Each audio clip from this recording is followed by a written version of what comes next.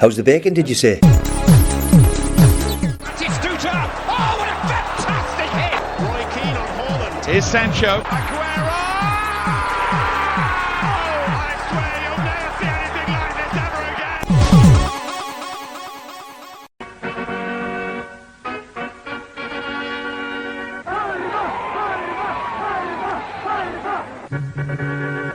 Crociati e tutti campioni, son del Parma i coni calciatori, vinceranno, sono leoni. Vivo Deportivo, vamos a ganar este partido. Vivo de primera, Deportivo es directivo, vivo. Vamos a ganar, la afición nos va a apoyar y a ayudar y a chillar y a acompañar. Aston Villa, Aston Villa, let's go. Aston Villa, Aston Villa, Aston Villa, let's go. Aston Villa, Aston Villa, Aston Villa, let's go. Aston Villa, Aston Villa, Aston Villa, let's go. Aston Villa, Aston Villa, Aston Villa, let's go. Aston Villa, Aston Villa, Aston Villa, let's go. Hello and welcome to the Prawn Sandwich Podcast. I'm your host Nathan Cupid. I'm joined by Dylan McKenzie. Hello. And James Jackson. Hello, everyone. And we're back for episode 2 of the Football Manager Chronicles. I hope you enjoyed the theme music as the entrance. We've really got into some top level content for what we're going to fire at you. So, thoughts on the theme music, lads? I was blown away by how much I enjoyed Parma's anthem when I went searching for one, and I found that after the inspiration of your Raj Aston Villa song and Dill's quality Deportivo song. Deportivo is my favourite, I have to say. No, It's phenomenal. I just found it. I just thought it was Raj, like a punk. I don't know what it is. It's just funny. And as always, another array of classic football shirts. Yeah, I've got an NFL shirt on this week. Super Bowl week. But for the listeners rather than the YouTube viewers, Nathan's got a classic England Euro 2000 shirt with McManaman on the back. Unreal. I've got Barca 96-97 Ronaldo top on, and Dill's got. I've got a Chargers alternate with Eckler 30 on the back if anyone knows who he is. He's also got a For our Sancho American shirt. listeners. Yeah. He's got a Sancho shirt and an Apple Tree FC shirt in the background too. And Ric Flair. Oh yeah, I see Ric Flair. There's actually a reason why I've got this shirt on as well, but we'll get into it. So I'll let Jamie take over now. Yeah, so part 2 of our FM Chronicles. Before we get started on our own saves, I just want to say thanks to everybody that sent in pictures of their own Champman and Football Manager saves. Keep them coming. Stephen from T7 Clothing sent one in of Boston. Was it Boston United?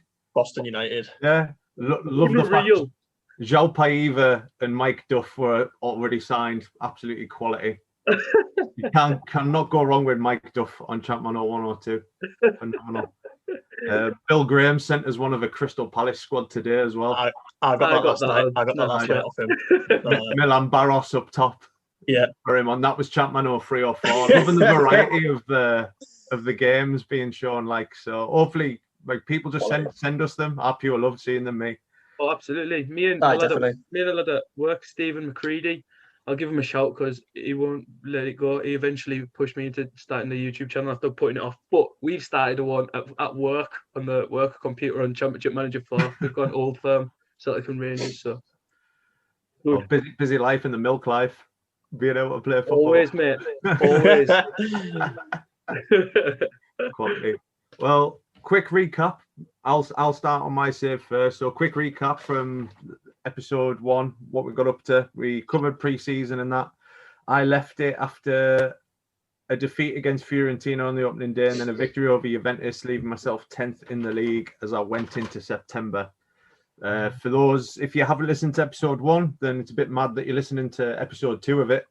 But go back and listen to episode 1 if you haven't. And if you can't remember, I'm in charge of Parma in the 99-2000 season on FM20. Again, shout out to the FM Retro group for creating such a mint database for it as well. Absolutely. But started off September, and it's just started with an international break straight away, which I hate them in real life at the start of the season, but I hate them even more in Football Manager. You're just getting into your stride and you're excited on a new save, and then international break. So, do you not click on? I'm pure stupid, me. I don't click on. Like, you know when it's like players been called up for national duty. Surprisingly, every time. I just skip it because I'm not arsed, and then I get caught out when it says in the top corner 14 days till next game. I'm like, oh no, yeah, I love the international break, me. On Footy Manager. Yeah, mate. If you've got players in an international squad that don't really deserve to be there, like Gareth Southgate on mine, then I've got more of a fear that my players are getting injured. That's exactly it. I'm always shitting myself. I'm not bothered. Fortunately, I got through this international break, 2-week one and all, unscathed, injury-wise. I was all right. I had a little click on England to see who was in their squad, and nice to see a 17-year-old Joe Cole scoring 2 goals on his international debut against Ukraine. 3-0 victory. Alan Shearer got the other. But anyway, we're back to Serie A action mid-September with an away fixture to Roma, who was at 15th on the 15th of September, away to Roma. Nice touch. First match I noticed, Pierluigi Collina was refereeing. Yes. Class. I forgot how hard your start was. Yeah, I was making up the fixtures at the start. My team for the Roma game was Crespo and Amoroso up top, Ortega just behind them, Mark Van Bommel, summer signing, alongside Dino Baggio in centre mid, Boghossian as a CDM, and Vinoli and Fuser as attacking wing backs, with Cannavaro, Thuram centre half, Gigi Buffon in nets. In a pretty dull affair where nicks all happened, it finished 0-0. I can't really report on anything. Amoroso, whose attributes on it are absolutely mint, for the 3rd game in a row got like a 6.4 rating. So I'm like falling out with him big time. Like I thought him and Crespo would be absolutely unreal together up top, but 3 games in, and he's not doing much at all. If you remember, I mentioned on the first episode that when you take over an Italian club, none of the squad numbers are assigned. Mm-hmm. Yes. Francesco Totti, number 6. Oh, piss off. Aye. So whoever's in, whatever CPU is in charge of Roma on this save has handed Totti the number 6 shirt. Love it. Outside the box. What? It upset me big time. Yeah, that's quite. That would annoy me, like big time. So, moving on to my 4th game of the season in this horrible start. It was at home to Inter, an Inter Milan side that contains Ronaldo, Christian Vieri, Alvaro Recoba. I changed things up a little bit for the Inter game. I dropped on Amoroso and I moved Ortega to play up front with Crespo, and Fabian O'Neill, my summer signing, gave him his first start in camp. The rest of the team was unchanged. Pretty solid midfield of Van Bommel, Baggio and Boghossian. They play really well together, and the defence is the same as the Roma game. And in an absolute mental game for Italian football at the time, Ronaldo gives Inter Milan the lead. Crespo equalises. Vieri gives Inter Milan the lead again. Crespo equalises. Then Zanetti puts them 3-2 up. So I had to just throw everything on. Amoroso was on. All my attacking players fired on. I was playing like 2 cams and 3 strikers at the time. And then in the 92nd minute, Amoroso bags. In the 94th minute, Amoroso bags. So I'm now 4-3 up. And then the 96th minute, Di Biagio own goal, beating a 5-3. Oh, get it. 3 goals in 4 minutes of stoppage time. That is phenomenal. That is so unlike Italy at that period of time. I know. That's a screaming down the house game. That like. Oh, well, I was going absolutely berserk. Like, and after I'd been slagging off like Amoroso, like in my head, like whilst playing this so much, and then just slating him there to use, and then for him to come off the bench and score his first 2 goals of the season in such a big game, just chuffed. One bad thing, Dino Baggio got injured in the game and was out for 2 weeks afterwards. Dino. I know. So it was our next game, on the 30th was a home tie against Perugia. So I thought I'll rotate things a little bit. Started a young Marco Di Vaio up top. Nice. Who was a player I actually I was really fond of when I was younger. For some reason, I had him as like the Italian Kevin Phillips in my head. He was good. FIFA 05, he's phenomenal. But he was a good player. He's not very good on this mind. His attributes aren't that good. I had to bring Roberto Breda in for Dino Baggio in centre mid. Didn't start Amoroso again. As I said, Di Vaio and Crespo up top. And I gave Puyol his first start ahead of Thuram at centre back, but the rest was unchanged. I thought I'd absolutely hammer them, even with that team, and it took a Fabian O'Neill penalty late on to get the win. It was only a 1-0 win. I gave Antonio Cassano his debut. 17-year-old Antonio Cassano came off the bench.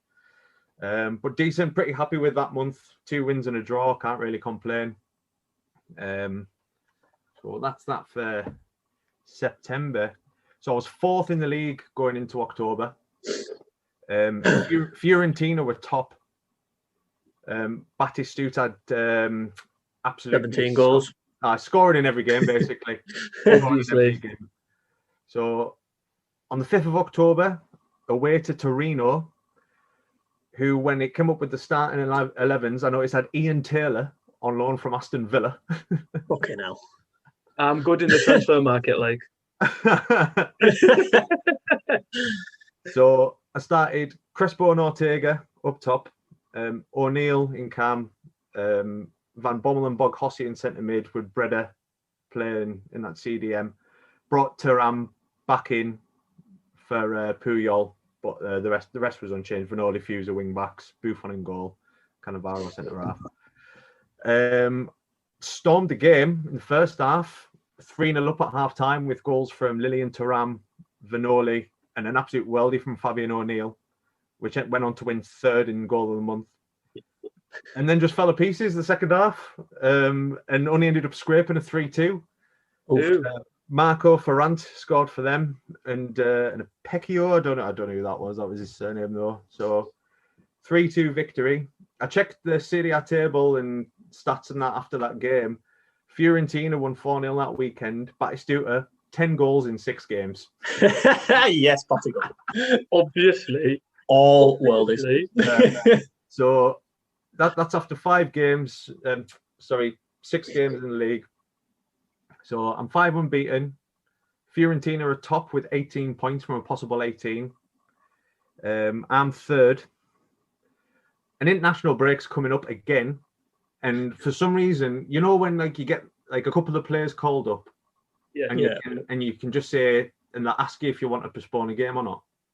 Well, I didn't read properly, did I? So I said I postpone the game. So now I've got 22 games without a fucking game. Okay, now 22 days without a game, man. Yes, dude. It gives time for Dino Baggio to come back from injury and that. But during that international break, after going unscathed the first time, Gigi Buffon gets injured 4 to 6 weeks out. Mate. Keepers never get injured on that either. Nah. And my sub goalkeeper, Michello, is like 2 stars compared to Buffon's 5. I remember you said in the first pod, he said he was absolute shite for like a pre-season game or something. I was driven because Buffon got injured in pre-season, so I thought I was gonna have to play him in the league game. Unfortunately, Buffon came back to fitness, but this out during that Raj 22-day international break. So I missed a round of games in there, so I ended up with a game in hand, which I didn't really want. Fiorentina finally dropped points with a 2-2 draw against Lazio. Batistuta scored again though. 4th probably. And I finally got another game after. So my first game in October was on the 5th. My second game in October on the 27th. And it was away to Venezia, who were bottom of the league, 18th. Who had a couple of Champman legends playing in the side at the time. Ibrahim Ba, remember him? Yeah. Right winger. And Taribo West. Nice. playing centre back for them. They also had Galletti on loan from me, and he was allowed to play because in Italy, like, you were always allowed to play against your parent club. So basically, due to the injury to Buffon, I put my strongest possible 11 out. Apart from, obviously, you had to bring in Michelo for Buffon. It was 0-0. I think it was 0-0. I haven't made like too many notes on this. I think it was 0-0 at half time. I ended up winning the game 2-0. Dino Baggio scored and Amoroso came off the bench to score. Ortega got 2 assists in the game, and I tried experiment with a 4-2-3-1 late in the game because you could play Amoroso as a inverted winger on the left. Yeah. I just thought his attributes are that good. I was like, I need to try and get the best out of him. So if I play Crespo as a lone striker and Amoroso on the left and Ortega on the right, and O'Neill as the cam, like, they're all like class in those positions on paper, just doesn't do anything when I'm trying to manage them in that situation. 3 days later, at home to Verona, that's on the 30th of October. So I decided to start with the 4-2-3-1 in that. So just like I said there, Amoroso on the left, Ortega on the right, O'Neill in cam, Crespo up top, got Van Bommel and Baggio centre midfield, and a flat back 4 in this game of Vanoli, Cannavaro, Lassisi, and Turan playing at right back. Salou Lassisi. Salou Lassisi. He's a mid player in Premier Manager 98-99. His attributes are unreal on this. His potential on it is like 5-star. Oh. He's wanted by Barca and Real Madrid. What a player he is. He's only like 20-year-old. So my experiment on 4-2-3-1 got off to a flyer when Amoroso got injured on the 29th minute, so I had to make a substitution and switch back to my 4-4-2 diamond that I've been enjoying. Which didn't bother us because like that formation works, but it was just annoying that I was going to try something a bit different, and that ended up. And plus, I've still got in my mind that I want to do this Ronaldinho thing. So in my head, I want to play Ronaldinho on the inverted winger on the left hand side, cutting in and scoring worldies for Parma. That's my vision that I've seen. And but anyways, back to the 4-4-4-2 diamond. Won the game 2-0. Crespo with a couple of goals. After that game, I was second with only 3 points off top after 8 games played, which is quite good as well because I've got that game in hand. So I'm thinking I might achieve my target of winning the Serie A in my first season. And then November. So I start November 2nd in the league. My review first, I started taking note of what my like performance reviews were by the board. B for my October. Oh, for like, well, overall, how are we getting on after October? The board were giving us a B. And it was at this point as well, we'd recorded the first episode. So I decided, after hearing how Dion Dublin was doing for Nath, I thought I'd have a look at Dion Dublin's stats. Wait till you hear this, say. It's the 2nd of November and Dion Dublin has played 28 games. Oh, Jesus. Do you want to take a guess at how many goals he scored? 14. Nath? 50. Bear in mind there's Intertoto Cup games in this as well. 50 or something. 50. 27. Jesus. 27 goals in 28 games. So I dug a bit deeper and went to see like where they started from. So obviously you like Nath said, started in the first rounds of the Intertoto Cup. Dion Dublin had 9 goals in the first 3 games of the Intertoto Cup. Phenomenal. Oh, good. He scored like 6 in one, 2 in the other, and 1 in the other. Quality. Goal machine. Goal machine. For the listeners, Nath just held up a framed picture of Dion Dublin to the camera. Yeah, I keep forgetting about the listeners. I'm not addicted to the YouTube channel now. Condition Panini card, by the way. It is. And Henning Berg's chasing him in the background. No, I absolutely love that Dion Dublin Dion Dublin stats there. 27 goals in 28 games. Nah, that's absolutely class. And I bet he hasn't picked up a single England cap either. No, he's not. Keegan out. Keegan out. Get him to Parma. I might have to, if Amoroso doesn't book his ideas up, I might have to get a bid in for Big Dion. Hey, Dion would love it in Parma. But so 3rd of November, I've got a home game against Regina, who are 15th in the table, and I reverted back to my 4-4-2 diamond.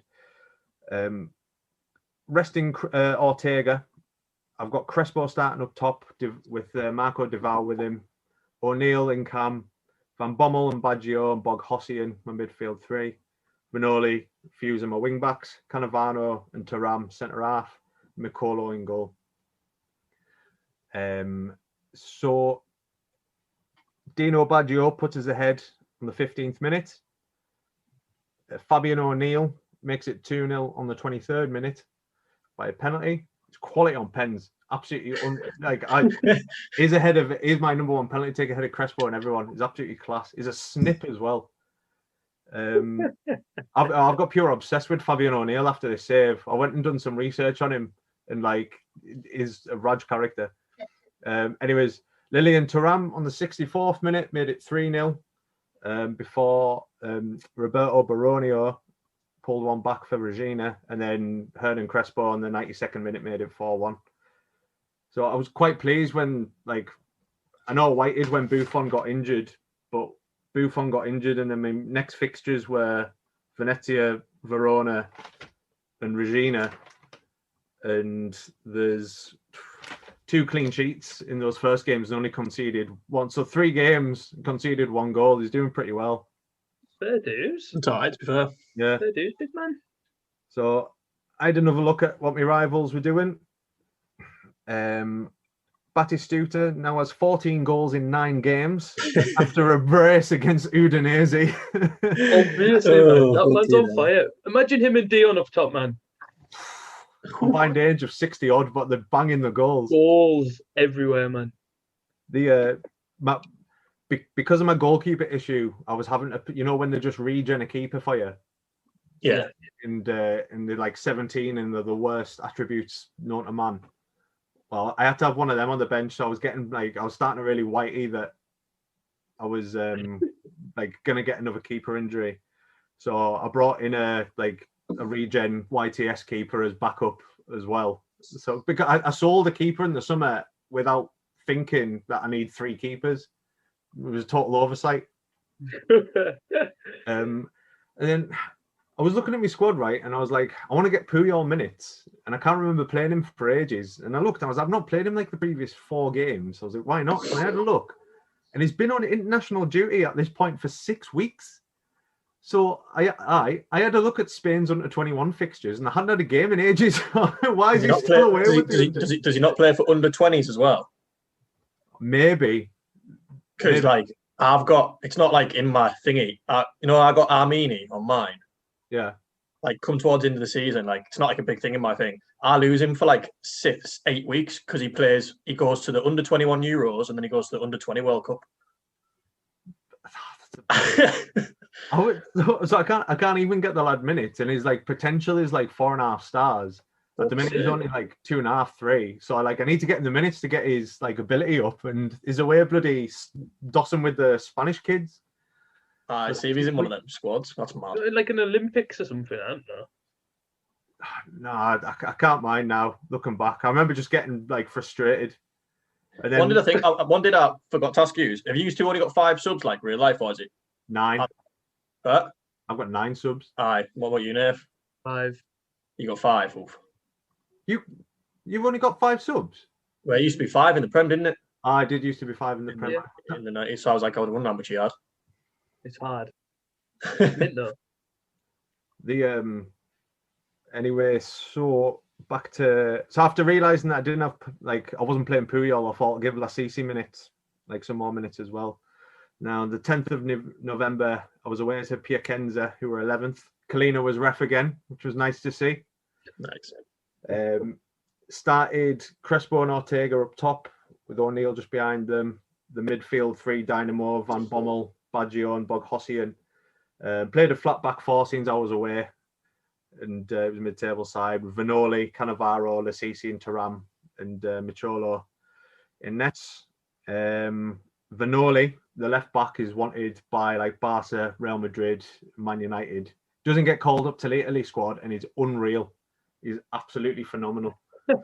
And in this game, scored on the 67th minute before Tomic equalised with a penalty for Piacenza. And then Vanoli got another on the 88th minute. Nice. Get in. So brace from your left back, who's much sought after to win the game 2-1. So I was thinking, like, I'm flying here.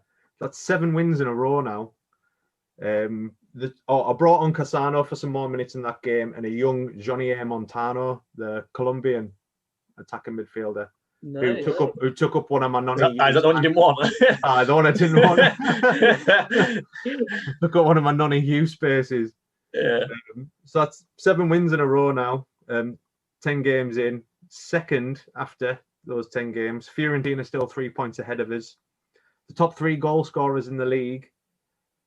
Batistuta with 15. Ronaldo with 13. And Pippo Inzaghi with 9 for Juve. Nice. But totally forgot like how unreal Juve's squad is on that. Oh, yeah. Because obviously, like I beat them in the second game 3-1. That was a Juve that had Del Piero, Zidane, Inzaghi, Davids, Montero, like absolute quality players. And then my last game of the month was the 25th of November, and it was at home to Lazio. So obviously, I've played a lot of lower league sides after my tough opening game. And obviously, in real life, this was the season Lazio won the league. Yeah. So they had like Veron playing for them, Marcelo Salas, who else did they have? Pavel Nedved. So absolute quality players in their team at the time. In the build-up to that game, Vanoli got injured.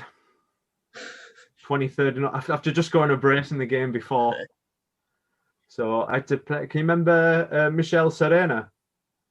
Yeah. He can play either left wing back or right wing back. So Ooh, that's quite good. Brought him into the side. Diego FM is a cruel mistress with injuries in that, man. It is, because I was also missing Diego Fusa through injury in this game as well. So that was both me fullbacks. Like stabs you in the fucking heart every time you get on a run or something. Yeah. Oh, yeah. Mint run, beating all the teams I was expected to beat. I'm coming up against Lazio at home, like pure hard fixture. Both your first choice wing backs are injured in the book. Yeah, boom. Back to reality. Yeah.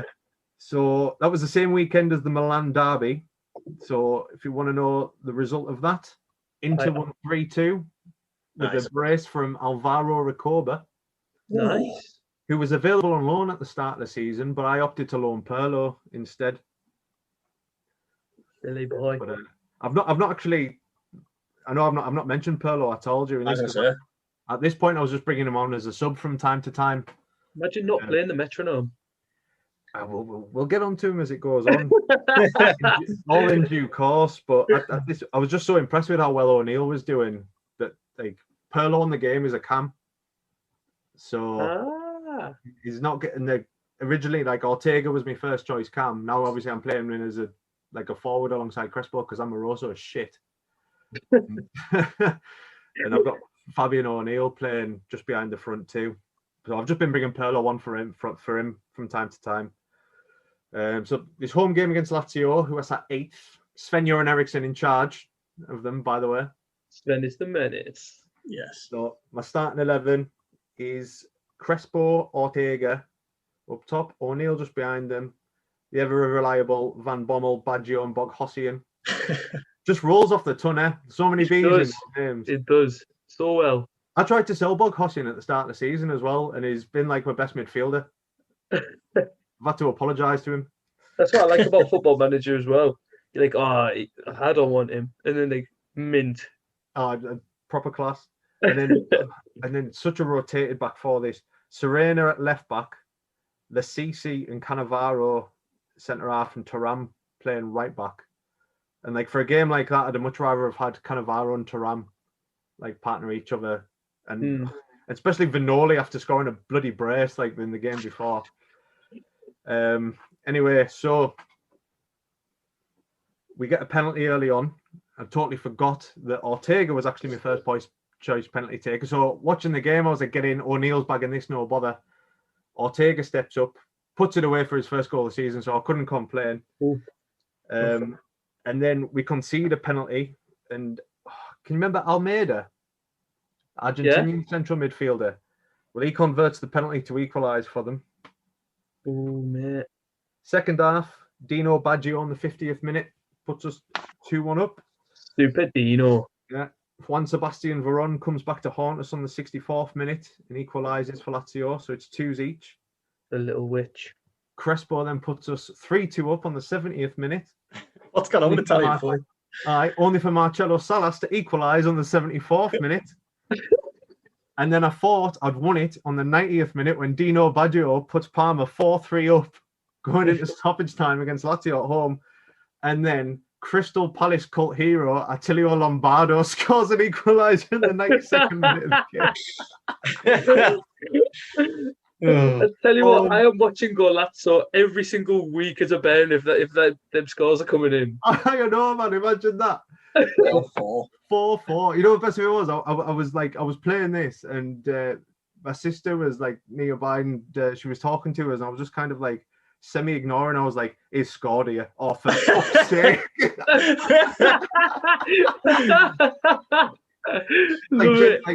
I had to hide how angry I was because like Fiona was there as well, and I didn't want to look like I was pure booting off on Football Manager. So I was like, "Fucking hell, man!" Like, if I was on my own, I'd have flipped like. Boot off, it's mint. So 4-4.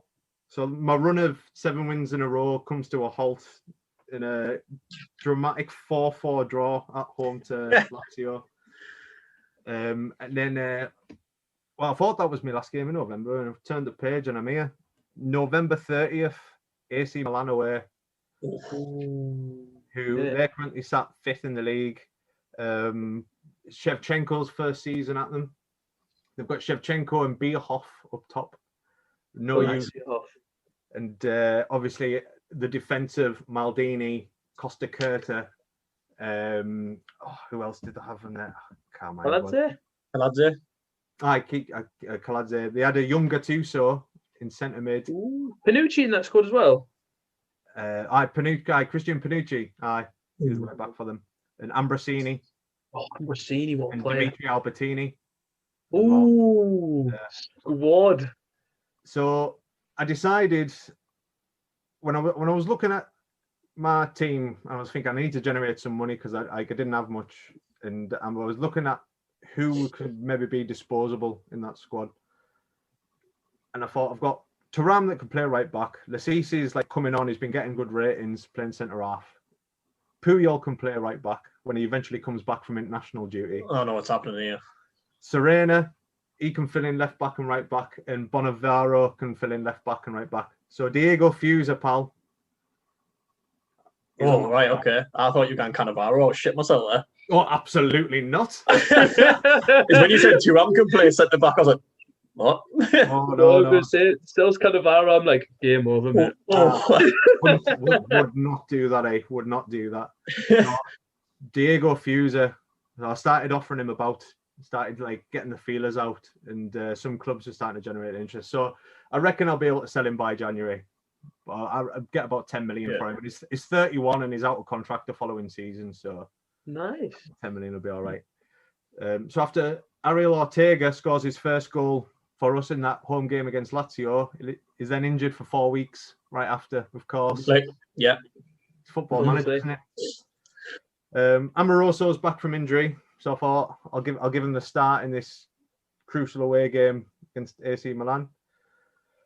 I've got Crespo up top, Amoroso, O'Neill just behind them, Van Bommel, Baggio, Boghossian, and then same back four and goalkeeper as the previous game. This game pissed me clean off. This was one of them games, right, where you just dominate for the whole thing, and you just know you're never going to score. You watch the little... Obviously, I play with a 2D pitch, so I watch the dots maze through the defence and miss chance after chance after chance. I had 62% possession in the game. and veteran Dimitri Albertini bagged twice.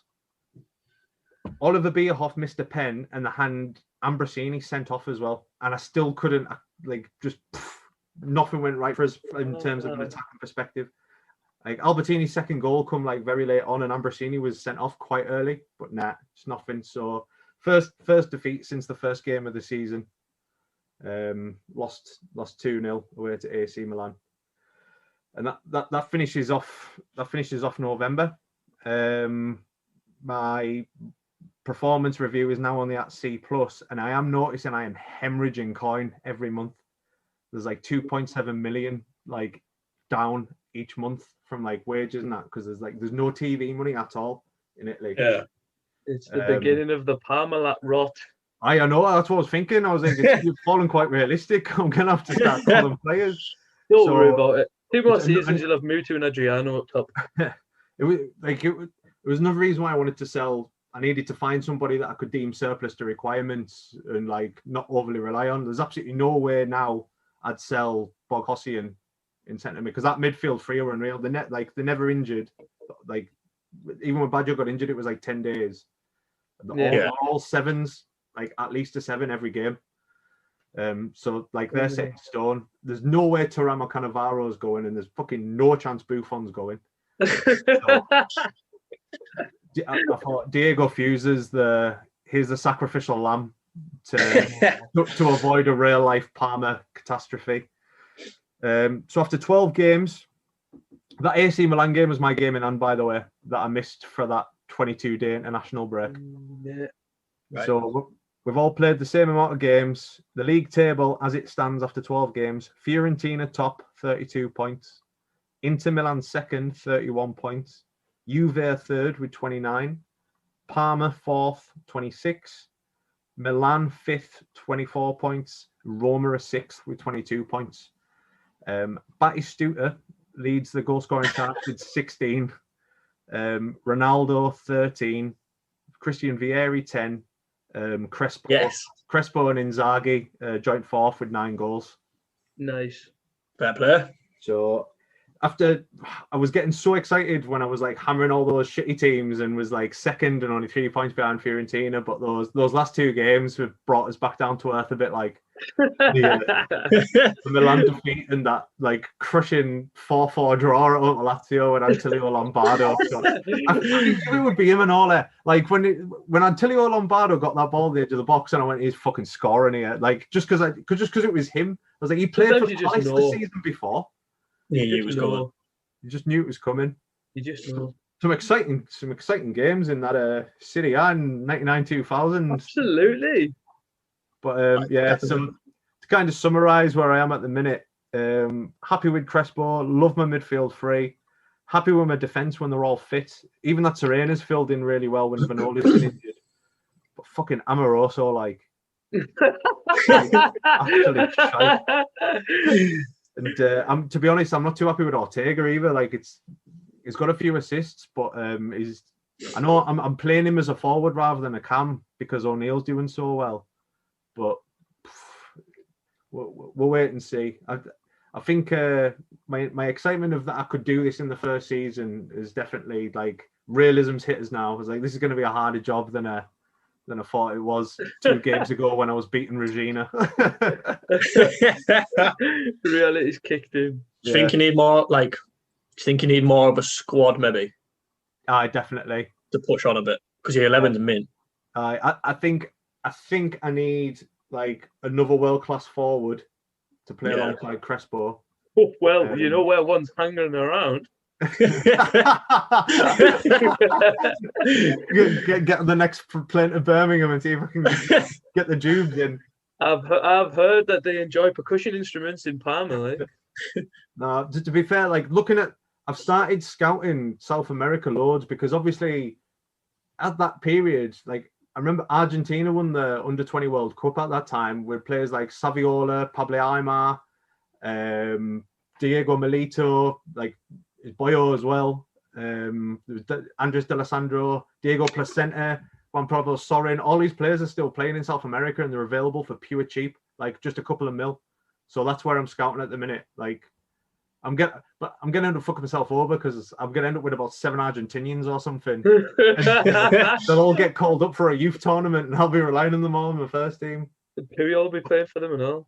But nah, I definitely 100% need another world-class striker. Yeah.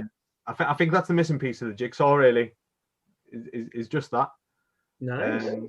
I think my midfield's mint. Dino Baggio, I'm pure in love with Dino Baggio. Like, I love Dino Baggio so much. Absolutely class. And like, I maybe need Thuram's best position on it's at wing back. Right. Back wing back. So I think I maybe just need to like sign like a top centre back as well. Yeah. So I can play Thuram at right wing back and all. So David May's on loan at Man United. But yeah, so fourth in the table after we're going into December. But happy so far, pure enjoying it. Like it's absolutely. It's the most fun I've had on a Football Manager save in a long time. Like just in terms of just sheer enjoyment. Even when I'm like losing and like I said before, like, I got a bit annoyed when Lombardo scored, but it's Attilio Lombardo scoring and you know what I mean? Just the fact it was Lombardo scoring I found funny. So yeah, that's my progress. That's my progress so far. Love it. Love it. So which one of you guys want to go next?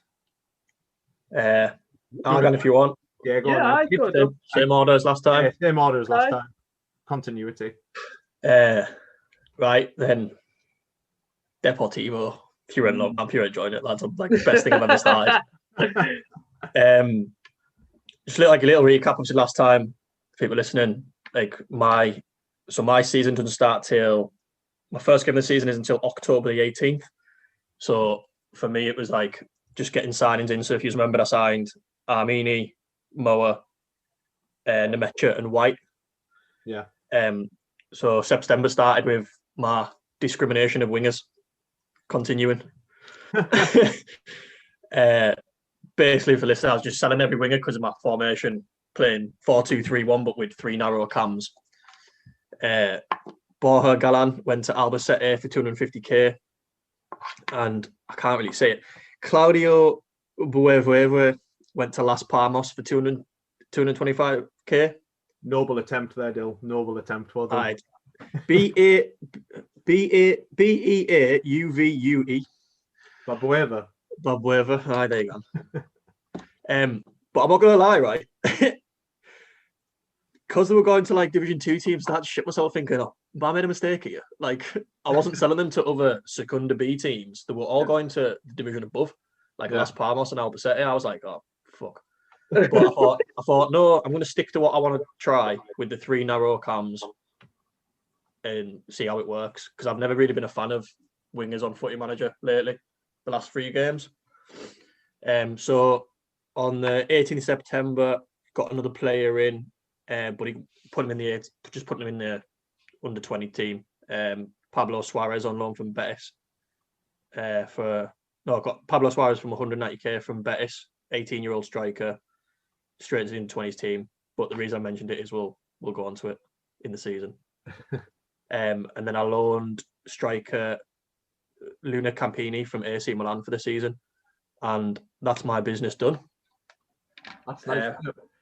Imagine, like, because you're in like the 3rd tier of Spain. So imagine a team in League One loaning a player from AC Milan. Oh, I totally shot realism out the water with my signings, like loaning people from Tottenham, Man City, and AC Milan. But that's but it's the risk though, because like obviously I told you about the financial stuff. Yeah, I've got all these players off the books. Campanini's only on $1,000 a week. I've only got to pay $1,000 a week. Nemecha's my most expensive loan, $3,000 a week. Yeah. That Bueva that you said, whatever, he was on like $8,000 a week. So like the wingers were on quite a lot of money. So to get them off the wages was quite good. So as always, last time we only won 1 pre-season game, got beat off Sheffield Wednesday. So the first game in September was, as I mentioned, long servant of the club, Alex Bergantinos' testimonial versus Belenenses of the Portuguese Premier Division. Ended up losing 3-2, but to be honest, it was just one of those games where like you make like 9 subs and that just I'm seeing how people are. Good things was Nemecha scored on his debut, and Bergantinos got a testimonial. He didn't play for them, so he mustn't have had anything to do with them. He just played 90 minutes for me. So after the game, I thought I could maybe do with some midfield reinforcements, even though I said my business was done. So we approached 35-year-old free agent Sonny Montari. Nice! Nice! Don't get too excited, lads, because the greedy bastard won 12 grand a week. Oh, Sully, man. You know. What a nightmare. I wish I could tell you who he ended up signing for, but I went in a total pap with him and just removed him off my shortlist and everything. But I can't have a mission of get the finances back and give Sonny Montari like I know £1 a week. Everything. Imagine doing that though. Like, oh, I've done so well to get. It is pure fun when you like when you go and like your wage budget and you see it. Yeah.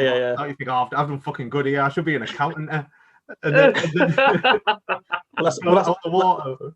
Like all my signings have been loans, apart from the young lad from Betis. And like, because it's a low division, right? All I had to do with him was a wage, a promotion like increasage, and a goal bonus. You know, like sometimes you have like 40 different things to go for. Yeah. But Montari one's like unused sub bonus, substitute bonus, top goal scorer bonus. Like, Sully, man, you're 35 midfield and CDM, you're not going to get top goal scorer. Like, I'm just like, nah, sorry, mate. To be fair, though, with all your signings you've brought in, imagine if you brought in Montari, like the board must have been like, oh, this manager's got connections. He's a mate. But so moved on in pre-season, so we lost that. So we haven't won a pre-season game yet, which was a bit worrying. But we played on the 19th, we played Villa Ables. Most of the pre-season games now are against other Secunda teams because all the other leagues in the world have started, apart from ours, lowers. So nice little 3-0 win over Villa Ables. 35-year-old Colombian forward Miku scored a pen. Salva Ruiz, left back, scored, and Capini scored on his debut. Nice. And the best thing about this month was, which I didn't expect, after the match, the board confirmed with the sales of big earners and the shrewd business on incomings, I have passed the objective to repair the club's finances 1 year ahead of schedule. Get in. So that's already got a big thumbs up from the board, and it got us straight from a D to a B. Nice. On the thingy. That is unreal. I was a bit chuffed with that. It made us think, should I dip into the market? But I thought, no, let's just see how it goes. Like, don't start just shooting all the money out everywhere. So on the 26th of September, I'll just shoot mainly through these because they're just pre-season games, lads. So one thing from my lineup is I mentioned Hector Hernandez, the left back, having a mint name. Yeah. He like got injured for like 3 months. So that's why that Salva Ruiz is playing. But it turned out to be a bit of a godsend, to be honest. But we'll get onto that. So be careful how I say this. On the 26th of September, we played Negraria in a convincing 8-0 win in pre-season. Love that. Uche Agbo scored. Captain Celso Borges scored 2. Capini got a 3. Centre half Osede scored, and not the actual man, but Rui Costa scored. Imagine a 50-year-old Rui Costa. Love it. And then 4 days later, we played Viverio and won 9-0. So I was getting a bit excited. I was like storming pre-season. I don't know what was going on. Tell you what, like I've noticed on saves that like even like when players do mint and friendlies, that the confidence pure goes up. Yeah. Like, I went on my dynamics and flying like. But Nicolo Armini scored. Cam called Reiko scored 3. Ignacio Gonzalez scored 3. Moa made his debut. And remember when I mentioned Diego Roland got injured? He came off the bench and scored. So I was like pure happy with that. I was like, right, Roland's getting back to fitness. But however, I wasn't happy with I came out the dressing room and was greeted by the press, who informed me that while the game was going on, my director of football made a bid for 37-year-old goalkeeper Lee Grant from Manchester United. What?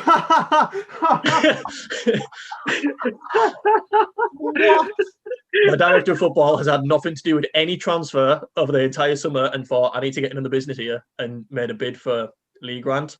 And thank fuck it was rejected. Is there no way because I would not have been happier. No. Is there no way you can terminate the director of football's contract or anything? Like a mutual consent thing, I would do that. Like, get rid of that. If he's going to be, I didn't know what to do because I thought if I get higher up, it might come in handy. But I just left it for the minute because he didn't really have anything to do with transfers, so I was all right. Fucking Lee Grant. But honestly, I was fuming. Like, do you know when it popped up on my thing? I thought it was like another team, and I was like, you know, when you like what is it? When it comes on your feed. I like the social feed. Yeah, I was like, oh, Lee Grant, and then I read it again. It was like Lackarunya make 1K bid, and I was like, right, what the fuck is this about? He's offered $1,000. And rejected $1,000 for He's offered $1,000. Lee Grant. I was like, what are you doing? Oh, aye, some of the finances that he was offering was ridiculous. Like, hopefully, I wouldn't have went in with the contract offer anyway, because I've got a lad called Carlos Abad, and I've got a young keeper called Lucho, who's like, all right, and I was quite happy with my keepers. Like, that was the first thing I looked at, to be honest, was like, how good are my keepers? But they were all right, so I was like, there's no need. And then that dickhead. So yeah, September finishes with the first bit of a grovel with the board, but it's all right. It was rejected. It cooled down.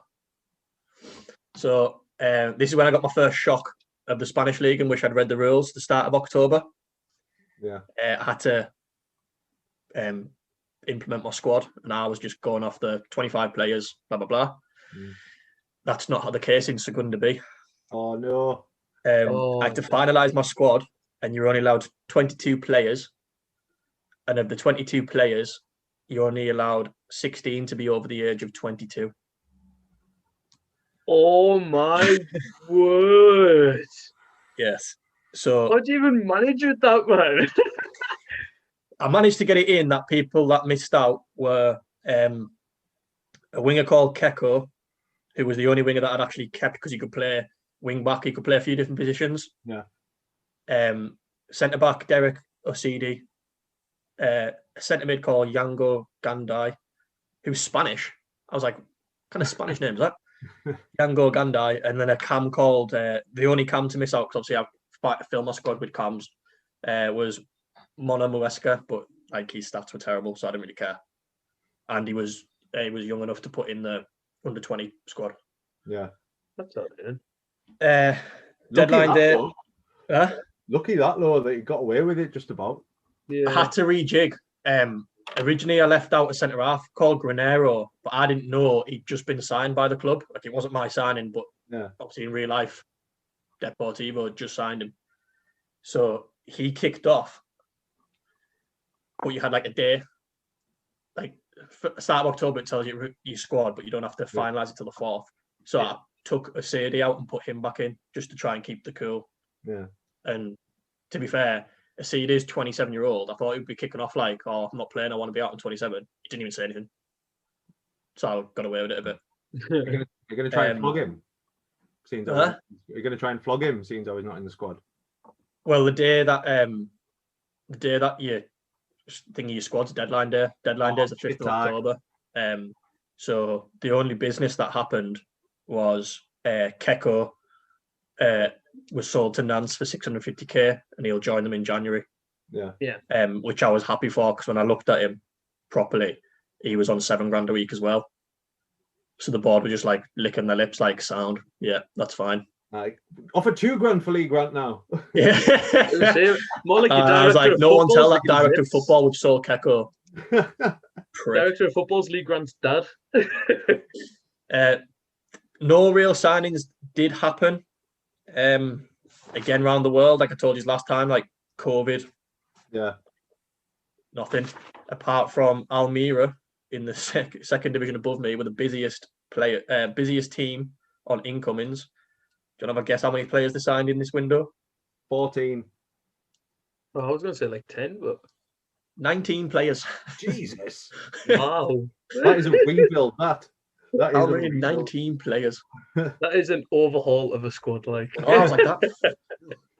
Like I'll be looking if that job guns. But anyway, 10th of October, last pre-season game, Real Madrid B. I'm missing all key starters. Celso Borges, Nicolo Armini, Harvey White, and Mudja Sadiq are all on international duty. And I'm going to tell you about Mudja Sadiq now because he becomes one of my favourite players on this game. He's a young 20-year-old Spanish centre-half.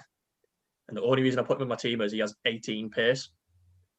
So I thought, right, decent. And the kid's mint. Absolutely mint. So we won 5-2. Quite happy with considering like my spine of my team's not playing. There's only really Harvey White that doesn't start for us. That was on international duty for England under 20s. So 5-2, Diego Roland scored 2. First start since injury. Cam Ignacio Gonzalez scored again. Capini came off the bench and scored. And Rui Costa came off the bench and scored again. Look at this Rui Costa lad. So yeah, that's pre-season over. Like I say, I won't try to talk too much about pre-season because, like, let's face it, no one really gives a shit. But I'm gonna have to talk about it because I haven't got much more because I'm already midway through October and that's all I've got. So 18th, the season finally begins. Get in. Away to Unistas. My lineup, lads, is Ignet Carlos Abad, right wing back. I play 4-2-3-1, all narrow cams. Right back, George Valin, but I say wing back because I've got them as wing backs attack, both of them. I went ballsy a bit. Mainly reason for that is I play a deep line playmaker, defend, and a ball winning midfielder, and Sadiq's rapid as fuck. So I was like, right, if my wing backs can for a wonder, I should have enough to cover. So George Valin, right back, Mudja Sadiq and Nicola Armini, centre halves, Salva Ruiz, left back, ball winning midfielder, Uche Agbo, and deep line playmaker, Celso Borges. The three behind striker are on loan, Felix Nemecha and Moa, paired with Ignacio Gonzalez and Diego Roland up top. I've looked at selling Diego Roland, even though he's my star player, because I nearly fell off my couch because he's on 20 grand a week. The third tier. Oh. My average, he's 26, he's on 20 grand a week. Don't get me wrong, stats wise, he's by far my best player, but my average wage is 6 grand a week. And he's on 20. He's got to do the business. I'm genuinely excited to hear how this game goes out. Like, I'm pure on the Yeah, absolutely. You know, when I'm listening to yours and you're like Crespo, I'm like, how are we talking shit here? Like, there's no one knows any of my players. that's the beauty of it. Yeah. So you're in a proper damned if you do and damned if you don't situation in regards to him. You sell him, the bottle can Raj, but if he's mint, yeah, I know. That's what I'm like. I'm like, the fans will go ape if I sell him. And to be fair, if I sell him, my only other strikers are a 35-year-old Miku and a 20-year-old you had on loan who would from AC Milan, Capini, who we don't know what's like. Yeah. I don't know. Like, Rui Costa can play up front, but he's a cam. So I'm like, oh. So the best thing about Footy Manager, we've had the flying pre-season. First half, not one highlight, just all text.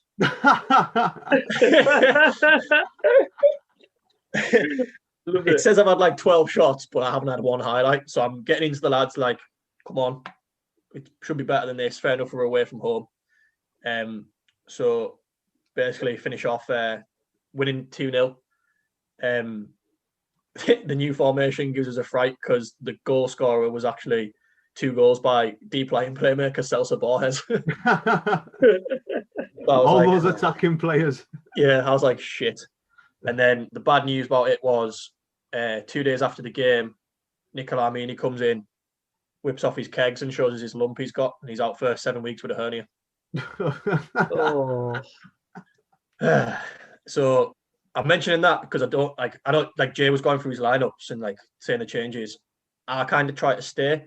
So for the next few months, my two are Uche Agbo and Celso, and the same back four with obviously Amini coming out. Bergantinos went into centre back with Sadik, which ended up being all right because Bergantinos is he's a CDM, but he can play centre back, and he's as a ball playing defender. His stats are like really good. He's not quick because he's 35, but he's got Sadik next to him with 18 pace. It's pure golden when you've got a rapid centre back. Oh yeah, it's an absolute lifesaver. On that game, it makes such a difference. Yeah, like, having a rapid centre back. If you get two, then that's. Well, I had two with Armini. Like he wasn't rapid, but he was quick, and then it was like, oh great, he's gone. Aye. 18 pace for a centre back's mint. Like, I know. So I was happy with that. So next game on the 24th, like I say, played the same team apart from Bergantinos coming in for Armini. It's Derby Day, if you want to call it that. Playing Celta Vigo B. But I'm informed it's a derby, so that must kill them in real life. That must kill the core in real life. They'll hate that. Yeah, absolutely. I do have another derby. There's two derbies I've got in the league. One's like Ferro, which are in the, so I've got that to fall back on. But Celta Vigo B, class. 2-0 up after 15 minutes. Felix Nemecha both goals. Absolutely loving it. Awarded a penalty. Celso Borges puts away his third of the season. And then second half, Diego Roland got injured again, but luckily after the game it was just a tight 1 to 4 days thing, tight hamstring. But Capini came off the bench and scored 2. So a bit of pressure on Roland. Whoa. I know. 5-1 win. Board happy. 2 wins out in a row, and then it's weird as well because I don't know what level I'm playing. Like that's the thing. I'm like, Celta Vigo be good. Like, surely they aren't. But you can only beat what's in front of you, can't you? Yeah.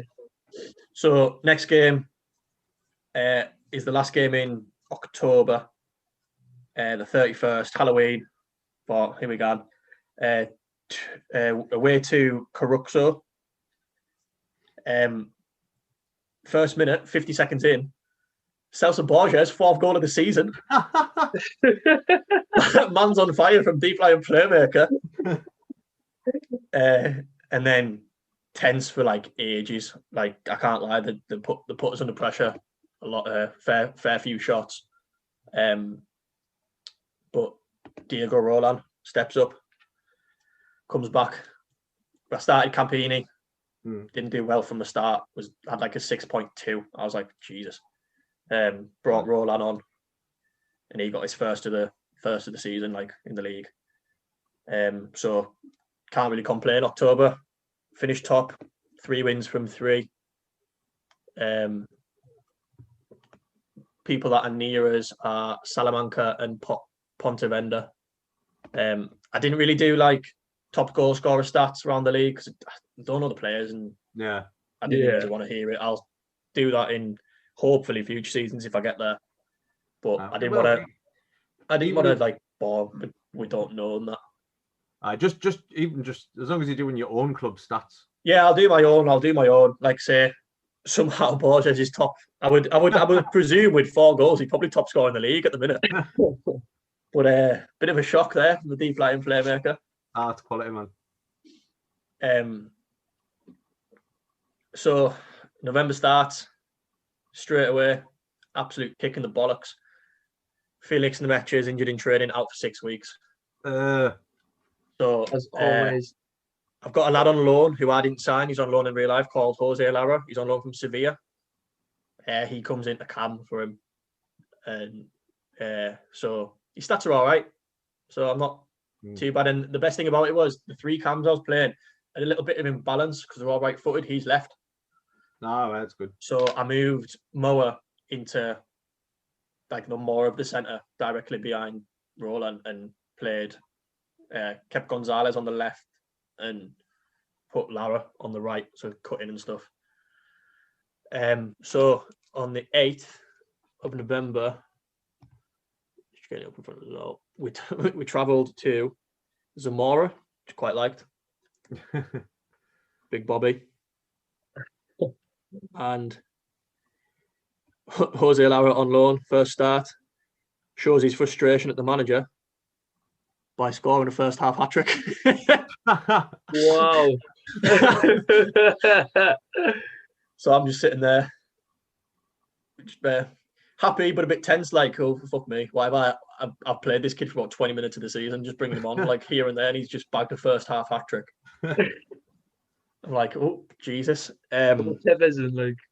All the armchair depot fans, pure slate, and should have been playing him from the start. Aye, pure. The Irizos is gone mental, man. From the rafters, getting it in the neck. So 4-1 at half time. Capini scored again to make it 4-1 at half time, and that's how it finished. Just a typical footy manager. I could put 8 on someone here, and the second half's like pure boring and shit. You never do it. You never go on forward, but they're all like, "Nah, we'll just stay." The only thing that pissed me off,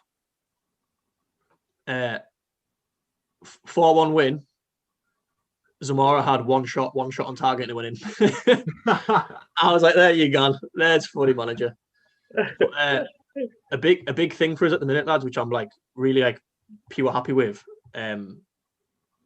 For the last 2 games, right back Jorge Valin, he's got 7.6s in like both games, and Salva Ruiz, who wasn't going to start for us, Hector Hernandez was going to start. He's got like 7.2s and 7.4s. So the whole back four, the average rating was about 7.24. So I was like buzzing with my defense. Like I said, I don't know what I'm playing. I can only, like Jay said, I can only play what's in front of us. But at the minute, they're doing all right. Like I'm happy with the defense getting 7.4s and Celso Borges just smashing goals in when he wants to. Absolutely. It's what you want, isn't it? As long as you're winning, there's no better football than winning football, mate. So Lara finished with an 8.7 that game, and Agbo, he finished with 7.7. He's been like a proper unsung hero for us, just as a ball-winning midfielder. And quite happy with him because he's 25-year-old and it keeps coming up like, should he be called up for Nigeria? And obviously I'm like straight in the press, like, I definitely. He's really not wanting him to. But I kept him because I thought his stats are good and he's a ball winning midfielder. He'll go with how I want to play. But I didn't expect anything from him. Yeah. And like, nice having him I quite like this kid. He's not banging in goals. He's not getting assists, but he's getting a solid 7. And like on most highlights, he's winning the ball back for us before when I start an attack. So quite looking forward to see how he gets on. Good stuff. Where are we at now? On the 15th of November. Oh, that was it. So it begins. Problem with being in the lower divisions. Cadiz have started watching Sadiq. And I'm like, oh, fucking hell, here we go. So this is where it begins with the players, really. No one's watching Roland yet because he's not fully back to fitness. But Sadiq's getting watched. Obviously, 21-year-old Spanish centre-half. He's getting in every under-21 squad, and it's going to happen, innit? Matter of time, innit? Because you have to have minimum fee release clauses in the contract as well, don't you? Yeah, he doesn't. Does he not? No, I don't know why. I thought that. All of them seem to. But I was like, because I looked at his, I thought, shit. But he doesn't. So I don't know what's going on. Might be a game of the glitch, but I thought that.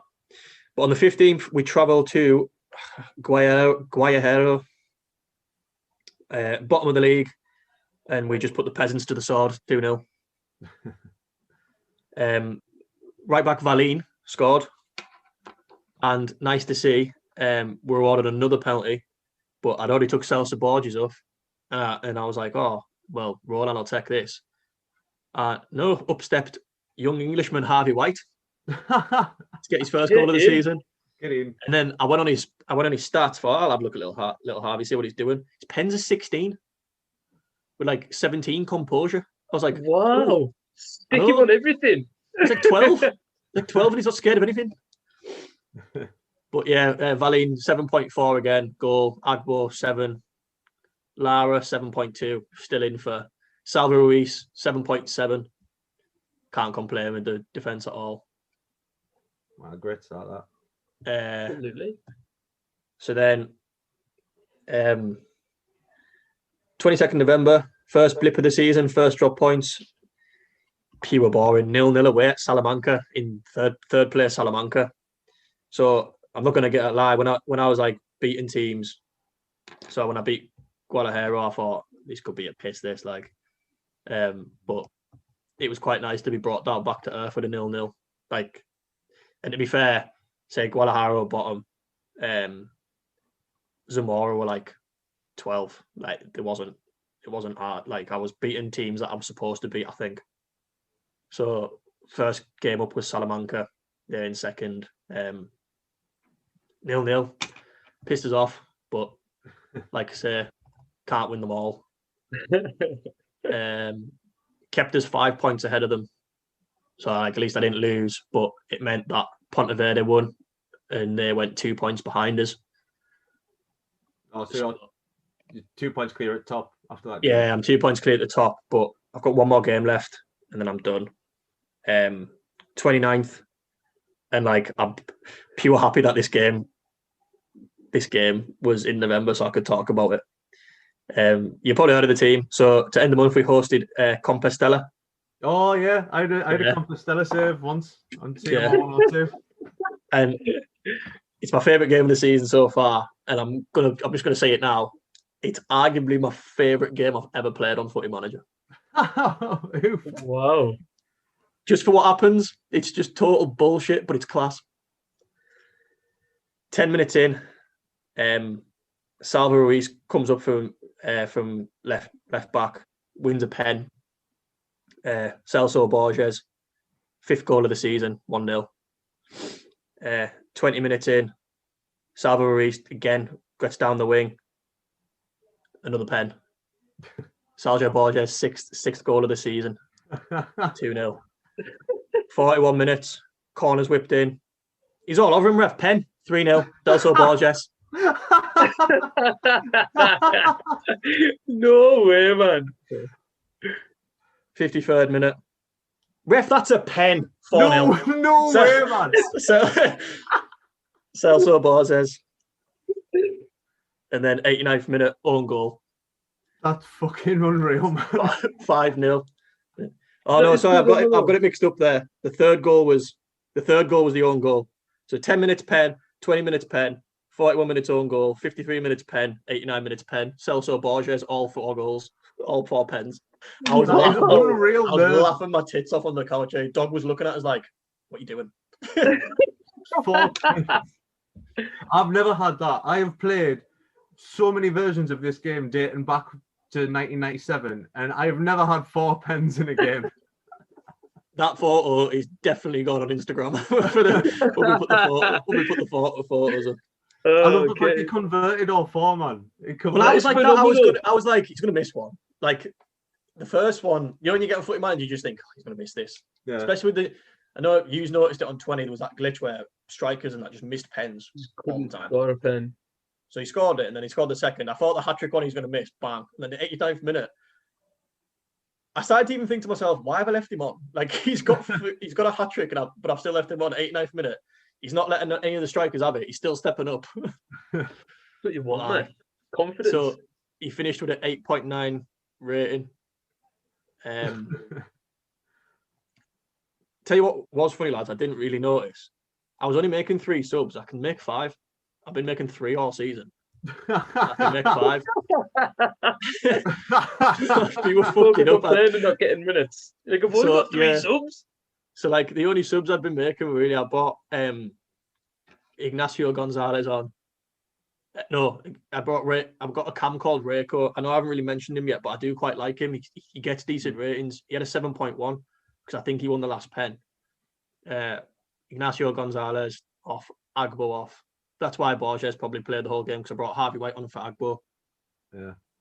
And Rolla went off for Campini. But yeah, that's it for November. I finished Ponteverde. They got beat, so I finished November 5 points clear. Quality. In second. Like little things to talk about. I think I didn't tally it up. I think that's Borges with 9 goals from deep lying playmaker. 1, 2, 3, 4, 5, 6, 7. 7. He's on. Wow. But yeah, quite happy with it. 7 games played, and he's got 7 goals. That's pure. That sounds like a pure enjoyable save. Like 19 points, 5 points clear. Pontevender. Little things I'll say. Quite pleased with Agbo. Like little players. After pre-season, he had quite disappointed in Gonzalez in camp. He's done next to fucking nout. Like say Lara coming on's like been a decent spark because until he got injured, Nemecha was the only one really doing out. Moa hasn't scored. He's got a few assists, but he hasn't scored. Reiko's came off the bench and done bits. So the players I expected aren't doing the bits. The players I didn't expect are like my fullbacks, and Capini's having a better season than Roland at the minute, which is like that's putting in the head like 20 grand a week, and he's not doing much here. Yeah. But yeah, that finishes me in November, lads. I'll stop talking shit about players you've never heard of. That must have killed you having that game and not being able to talk because like the pen game viewers like we aren't talking to each other about these saves. Like as recording, this is the first we're hearing about each other's saves, and it's like we talk every day and we talk about Football Manager every day, and it's brutal not being able to talk about these. That must have killed you having a game where you scored 4 pens and not being able to say. Absolutely. I messaged my cousin who doesn't play Footy Manager about that game because I couldn't hold it in. Honestly, I was like, look at this, what I've just done on Footy Manager. I sent him a screenshot on that like 4 pens because I couldn't send it to use. I wouldn't even send it to him if I could talk to use. I was just like, 4 pens in a game, man. Fucking mint. And an own goal to top it off. Unreal. Quality. Unreal. Love it. I can't wait for the next few months, lads. But yeah, send over to Birmingham. Yeah, getting the DeLorean and back to 1999, Birmingham. Nathan Cupid, take the lead. So, recap. I got to a quarter-final finish in the Intertoto Cup. The board enjoyed it. I opened the season with a defeat to Tottenham, and then quite a busy season, quite busy opening league fixtures. 5 games in the month, and went the rest of the month unbeaten, apart from the Tottenham game. Ended up finishing that month in 4th position, so I thought I'm doing all right here. Then comes a big game against Liverpool, first game of September. Lo and behold, Ian Dublin's injured, can't play the game.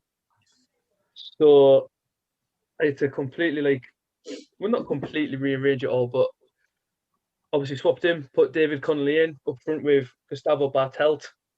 That is a difference. Big old powerhouse for little old David Connolly. So I had, in the build-up to the game, I had Gerard Houllier saying Aston Villa have no chance.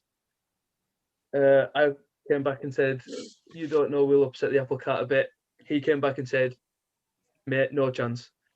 Even England manager Kevin Keegan said that Liverpool would walk it without Dion Dublin, and went and spanked them 2-1 at Anfield, didn't I? I thought you were building this up for a defeat. Get in. No, I absolutely spanked them. Like, I had 78% possession, 12 goals on target, only scored 2, and this is without Super Dion. So imagine if he played, I'd have rinsed them. Both goals came from Bartel and David Connolly. David Connolly with an 89th minute winner. Nice. I love it. First goal and all, wasn't it? Yeah. Honestly, Carbone got man of the match and 2 assists. So Who's got the other? Bartel, nice. Yeah. So I was the man who was shit in real life. Nave's getting a string out of him. I can't get Villa. I can manage So obviously, I'm straight in the press, calling Houllier and Keegan everything under the sun. Merson got injured for a month after coming out of that game, so I was like, I've lost my right-sided midfielder now, so I don't know what to do. They went into the next game, played Leeds United at home. Away at Elland Road. Super Dion's back, so beat them 2-0. Goals from Dion Dublin and Hugo Ehiog. Fuck the FA Cup. You're going for the league here. Julian Joachim can play as a right-sided midfielder as well as a striker. So I just put him in for Paul Merson, and he got sent off after 10 minutes. So he's not getting anywhere near my squad ever again. Somehow managed to pull off a 2-0 win. And after that game, we've moved from 4th in the league to 3rd in the league. Level points with Arsenal on, I think it was about 16 points. 16 points. And level on. Man United are obviously running away with the league, but me and Arsenal early joint second, but I'm 3rd. So I was absolutely loving it. Like, oh, this is it. I'm going for it here. Just 3 games in September, really. Nothing else really happened. At home to Derby County. Obviously, Julian Joachim's suspended. Paul Merson's injured. So I brought in a youth player from the reserves, Michael Standing. Never heard of him at all. But I only know of him because of Champman. Like, and that's it. So I brought him in, and he did all right. He got a rating of a 7, but I got a 1-1 draw. Malcolm Christie opened the scoring for Derby County, and then that man again, Dion Dublin, with an 88th minute penalty, man. levels the score, make it 1 each. We finished 1 each. I finished September unbeaten, 7 games unbeaten. Like in total, like leading from the previous month. Yeah. Dion Dublin he's the Premier League's top goal scorer at the minute. So I'm thinking, yeah, we're riding high. We finished September in 3rd. I'm thinking, bollocks to the FA Cup. I'm going for the league here, Europe. There's an international break, so I'm thinking, sweet. He's the Premier League's top goal scorer. He's the club's top goal scorer. He's only got 1 England cap to his name. Surely to God, Kevin Keegan will see sense and pick him. No. He drops Andy Cole and he brings in Les Ferdinand, who's got like 1 goal. And I'm like, mate, Dion's got like 11 goals or something. He's got like 14 goals all season. So I've gone in the press and I've called Keegan everything under the sun. And he's trying to justify his decision, but I'm arguing with him. So I've now changed my goal from, instead of winning the FA Cup, I'm getting this man in the England squad. Dion Dublin is getting in the England squad. I will not rest until I get Dion in the England squad because it's unfair. It's unjustified. You've got Shearer, Owen, Fowler, and now Les Ferdinand as strikers, man. Dion's better than all of them. That's a travesty. He's not being called up. Oh, honestly. So obviously I've obviously lost 1 game in September. We've gone that month unbeaten. I've gone a 7-game unbeaten streak. So I obviously win Manager of the Month for September. So I'm absolutely chuffed to bits with it, and the board are loving it. Fans are loving it, and obviously Villa in 3rd of the Premier League, level on points with Arsenal, and we're only 3 behind Man United, and Dylan's left us. Oh, we've lost Dylan. Should we carry on and see what the crack is? Do you want to carry on, or do you want to pause? So we had a little bit of a technical difficulty there, but we're back again. Yeah. So carry on, mate. Don't get shit. So I've changed my goal from winning the FA Cup to get Dion into the England squad. I think it should be a dual goal. That. Yeah, we'll do that then. Yeah. Due to the unjustification that of Sir Les getting in over Dion, absolutely depressing. So, I can generally see you getting pissed off at home at that. Oh yeah, like don't pick another laptop, man. Like raging. He keeps picking Barry, Southgate, and James, and like they're not even like standout players of the squads. To be fair, like Ehiog's pulling out better numbers than Southgate, and I don't know. It's just really annoying me that he's not getting in the squad. So in true Football Manager form, unbeaten in 7, I'm manager of the month, 3rd in the league. We're flying high. Gareth Barry is suspended and Yuko Heikyo gets injured. I have an away game against Wimbledon and I go and get beat 1-0. Oh, that's rank. Oh, so Barry was swapped for George Boateng and David May came in for Yugo Heog. And I'm actually surprised to say that David May actually had a bad game there. Where's Barry playing? CDM? CDM, yeah, but he can play on the left. He can play on the left wing, or he can play left back as well. So that's quite good that he can play in 3 positions. But I play him in the middle because that's this way he's most effective, really. But lost 1-0 to a Neil Hardley goal away at Wimbledon. So Neil Hardley. I know. I was so upset. So then, the 7-game beaten run's gone. So I thought, fine, we'll focus. Arsenal actually dropped points, so we were still level on points. Moved on to the next game. Went back to Villa Park in a game against Newcastle United. People were starting to get tired, so Michael Reisinger was knackered, so I swapped in for Mark Delaney. Echiog, Merson and Barry came back, so I was like, sweet. Standing's out, Boateng's out, May's out. We've got we're back to our core. And then I go and get beat 2-0. Duncan Ferguson with a brace. Net. So I bet that stunk. The curse of manager of the month has well and truly got me. Like, nothing I did would work. Like, even Dion's missing chances, and that never happens.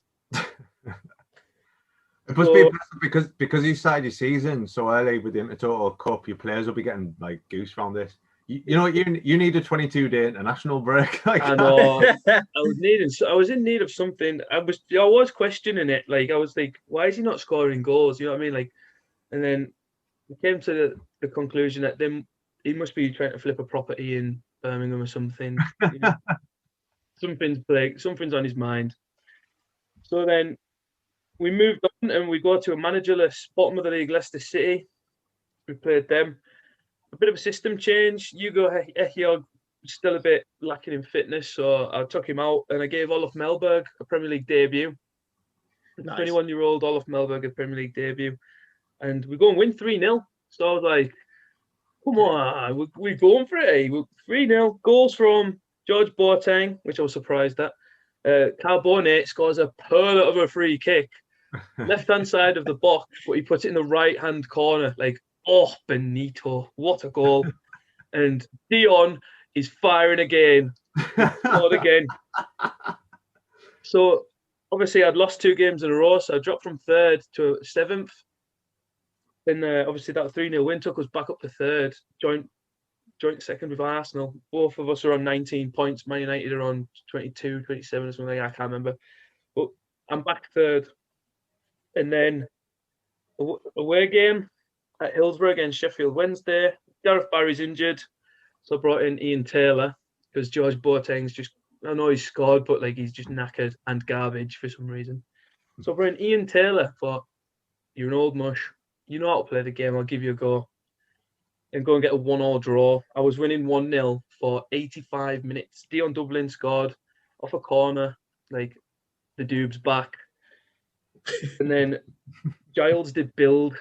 Scores a 93rd minute equaliser. That's humping that.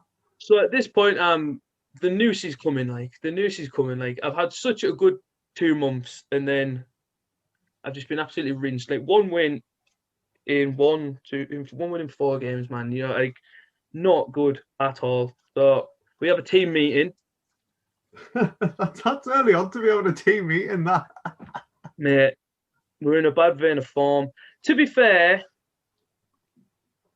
David James gets injured after this game and he's out for 2 months. Oh, no. So I am stuck. I'm stuck with 2-star rating Peter Enkelman. So I am literally, it's either him or a 17-year-old Boaz Myhill. So I was thinking, I'll give Boaz Myhill his opportunity. So put him in the squad. I've You put him in the picked Owen squad. Michael. I've put him in the squad, and then it comes to the first game in November, and then I can't play him because he's going away for some tournament with the USA under-20s. Who knew that Boaz Myhill could play for the USA? Certainly not me. So I can't play him. JMO's injured for 2 months. I'm going to have to stick Enks in goal, aren't I? So it's just an absolute nightmare, to be honest with you. Villa Park against West Ham. Melberg's crocked. Alan Thompson's crocked. So Hugo Echiel comes back in. Joachim comes in on the left-hand side of midfield. He's completely out of position, but I've got no one else. Lee Hendry comes in for Ian Taylor. And obviously, Enkelman's in goals. And we won 3-2. Bloody hell. West Ham have a good side on that and all. Honestly, like West Ham have got a ridiculous squad, to be fair. We beat them 3-2. Dion Dublin scored 2, obviously. Julian Joachim gets the 3rd. And 2 goals from podcast favourite Trevor Sinclair. Oh, teasing. Oh, beautiful, to be fair. No bicycle kicks, just 2 free kicks. Beautiful. But, like, that West Ham squad's phenomenal. It's got like Lampard, Canute, Di Canio, Rio Ferdinand, Di Canio, Joe Cole, Carrick. Oh, Michael Carrick's in there. Like, whoa, what a side. Like, we've got Razor Ruddock at centre half, to be fair, but like, what a side. And then obviously Keegan picks another England squad. Still no Dion. Like, this is not on. And to be fair, Keegan hasn't even won a single game yet. He's picked up a point in a draw against Denmark. Mate, it could be you that picks Dion for England. you might get the England job. This is why I'm wearing the shirt, because I've called him out and I said his job went from like okay to insecure. As soon as I'd seen the job was insecure, right click, declare interest. So in the press, Nathan Cupid declares interest in the England Post. And I thought, I'm just gonna get laughed at here, to be fair. Like, but then I thought, no, you know what? Fuck it, I've gone from 3rd to 5th, but still, like, I was manager of the month last month. Dion Dublin's firing in goals. I was 3rd with the Villa, man. Like, I deserve at least a shot. And then just before my next game, the FA came up like in a press conference, well, not like a press conference, but like a statement. It was like the FA consider Cupid's interest. So I was like, oh, never mind winning the FA Cup with Dion. I'm going to win the Euros with Dion. So, and then nothing. It kind of cooled off after that. Oh, good God.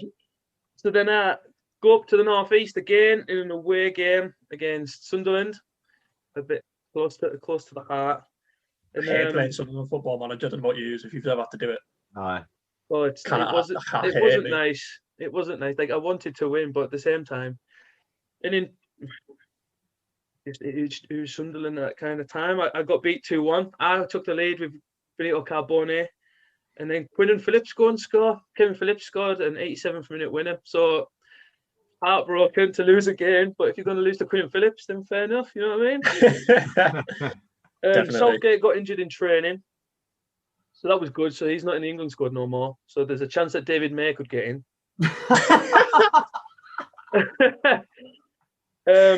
You know. So he's out. So I'll put Melberg in. Obviously we got beat 2-1. But just the goals, like, do you know when you just like, obviously he's got he's like a 2-star rating for Peter Enkelman, and JMO is like 4.5. But you know when you just like you know the goals and you're watching it and you're like, JMO saves that. Like, you just know that JMO is going to save them, and they're just shitty, sloppy goals that he's letting in. So I went into the transfer market, and obviously they can't join until January. Another thing, like, you know, I signed Wesley Sneijder. I thought he was going to join there and then. No, he can't join until January. So somehow I'm managing to struggle without Wesley Sneijder. So I agreed a fee with Middlesbrough, £1.6 million, and I brought in Mark Schwarzer. So he's joining in January, and then Enkelman is out. Enkelman is gone. I tried to get Mark Crossley, but Nottingham Forest wanted like 5 million for him. It's like, Oofed. mate, like £5 million, not a chance. 5 million for big norms. Who are you going to start though? Who are you going to start? Because surely Schwartz is a starter on that game. Well, he is for the Borough, but you know when it comes up on your contract, it was like he wanted to be a regular starter. So I was like, mate, not really. I've got JMO, man. He's in England. You're going to sign him and then just like try and keep him happy as a second choice.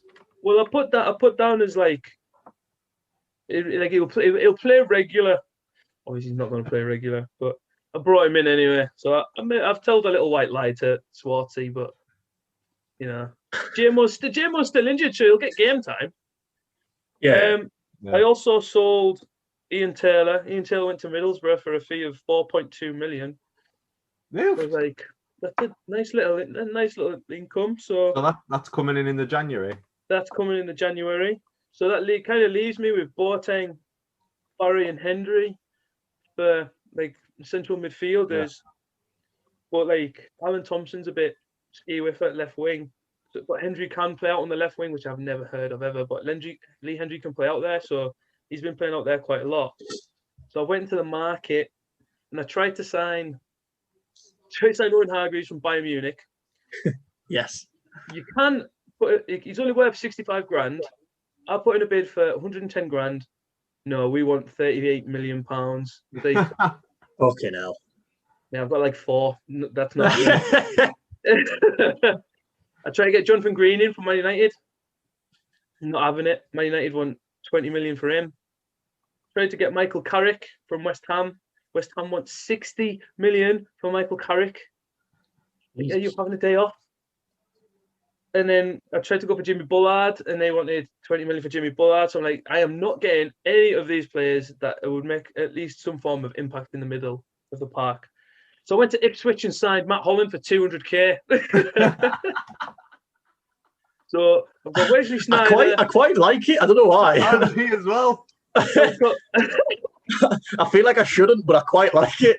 So I've got Mark Schwarzer, Wesley Sneijder, and Matt Holland coming in January. So that's for the title push.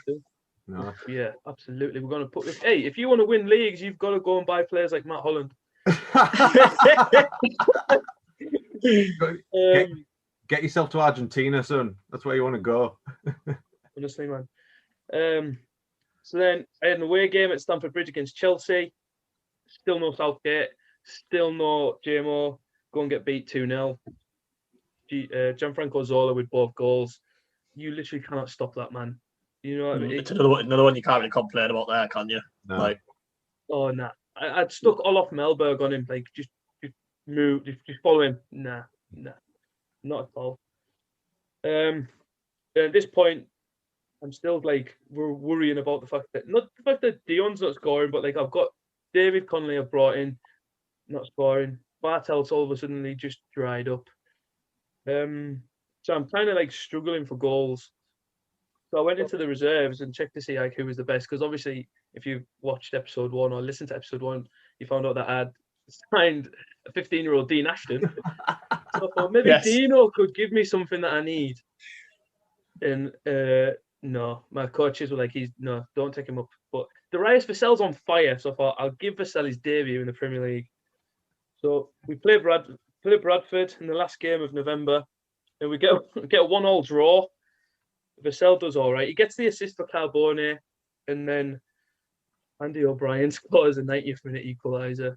And then I dropped to 9th. You dropped as low as 9th? Yeah, I've gone from being unbeaten in 7, 3rd, level on points with Arsenal, to manager a month. FA considering my request to be England manager, to 9th in the league and signing Matt Holland. So it's a bit of a downward spiral. But Christmas is coming. You never know. But that's it really. I don't want to go into too much with my 11s and things like that. But obviously my top performing player at the minute is Dion Dublin. But apart from that, nothing else is really standing out. Like you'll have the cup draw coming up as well. Yeah, I have. It's coming up soon. But to be honest with you, it's just JMO. JMO's injury has absolutely rippled us 2 months without England's second choice goalkeeper. That's making that. It's a minging time as well because you'll have loads of fixtures in December. Yeah, and I was doing so well. We were flying. We were doing really well, and then get hit with that. And then my next fixtures against Man United, and then I've got Arsenal after. I'm trying to remember who else I've got, but I'm sure I've got Man United next, which isn't going to be good because they're on fire and running away with the league. When the third round of the cup comes round, are you just you won't be rotating players there? You'll be playing your strongest teams in every round. No, I am going foot to the floor. I am taking this. I am taking the FA Cup. The FA Cup is coming to the Midlands regardless. Even if it's a final against Coventry or something, at least it's coming to the Midlands. They got to the final that season. They did, mate. They did. They got to the final that season. It's the last. Technically, it's the last FA Cup at Wembley, isn't it? Yeah, going against Chelsea. Aye. Yeah, I'd rather not play Chelsea the way Gianfranco Zola's playing at the minute. It's just so infuriating. You can be but it's just Football Manager. I am enjoying it. Don't get me wrong, I was absolutely heartbroken when David James rocked for 2 months, but you know what I mean. It's Football Manager. No, it's ridiculous. You press the space bar to move it on to the next day, and then it's loading. You could be I'm doing pure well, proper enjoying this save, and then it pops up, boom.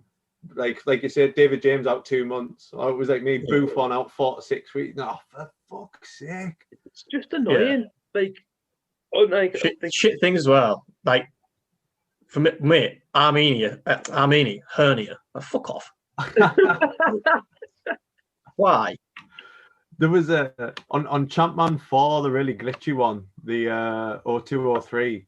There's players are always out with fractured arms and dislocated shoulders all the time. It's how many footballers do you hear have dislocated shoulders and fractured arms? And you're getting 4 every few weeks. Nah, it's just Football Manager, isn't it? There's always something like that around the corner, but we can still I am enjoying it, and I'm looking forward to my new signings coming in. It's always a buzz that when you get. Can't wait to see how Schneider links up with Matt Holland. Well, he's got Holland in his name, so it'll maybe be pure mint. You never know with Matt Holland. He's young. He might be absolutely mint for you. Might be a burst of energy you need. I think so. We need something. If it's the Matt Holland that turned up for Ireland in the 2002 World Cup, then you're on to an absolute winner. I am considering a couple more. I'm thinking of getting a couple more out the window and try and bring some more in. I'm thinking of getting rid of Alan Thompson, and I'm thinking of getting rid of Alan Wright as well, because Dennis Irwin's become available at Man United. So it could be good. God. I fucking hope when we do episode 3 of Football Manager Chronicles that you've got Dennis Irwin lined up coming in the January. I want a good December so I can become England manager. I want to sack goal 2 off next week and just do Football Manager 3. This is the best thing we've ever done. This. I don't know. To be fair, I'd be pure game for that. But I say, looking forward to the next 3 months and see. We've got a January transfer window to go through now, so. Oh yes, that's going to be fun. Can't wait to hear how everyone's January transfer window goes. Same. Right? Should we? That's it then, isn't it? That's it. Yeah. And dusted for another episode of Prawn Sandwich Podcast and another episode of Football Manager Chronicles. Yeah. If you wanna follow the updates on Instagram, it's prawn_sandwich for the hold. I don't do them all as one. Just keep an eye out for them. I do them separate days for the lads. Just screenshots. It's just screenshots of our season so far and stuff. So the first lot of 3 are on there now, and then once this episode's released, we'll put more up. Yeah, absolutely. They're available on Twitter as well, which is @prawn. It's @prawn podcast, isn't it? Yeah. Handle. And send us yours. That's it's mint getting people's. Absolutely, it's unbelievable. Send us yours. Want to see them. And again, big shout out to FM Retro group as well for the database me and Nath are using on FM20. And yeah, so that's it. Till the next time. Arrivederci. How's the bacon, did you say? Batistuta! Oh, what a fantastic hit! Roy Keane on Haaland. Here's Sancho.